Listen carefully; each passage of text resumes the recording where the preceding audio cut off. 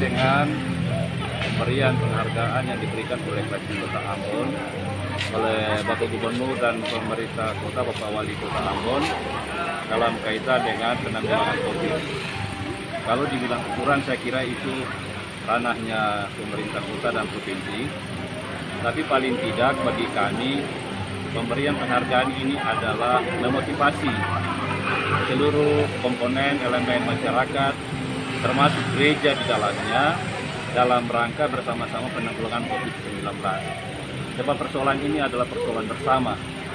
Dan bagi Klasik Kota Ambon, ini adalah bagian dari proses berjalan bersama, dan kami memaknai penghargaan itu sebagai cara pemerintah kota memberikan apresiasi bagi semua komponen, tapi juga memotivasi supaya mari kita kerja bersama-sama dalam kaitan dengan penanggulangan COVID.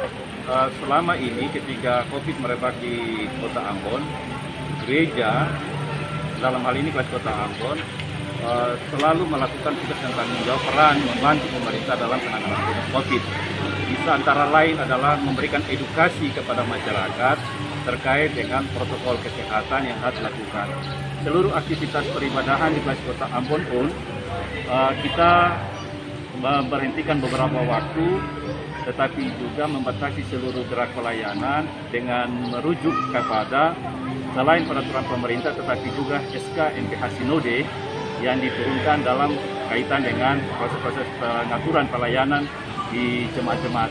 Dan saya kira edukasi yang dilakukan oleh gereja ini penting, sebab edukasi itu kepada masyarakat membangun kesadaran masyarakat untuk bersama-sama membantu gereja, membantu pemerintah dalam memutus mata rantai penanggulangan COVID.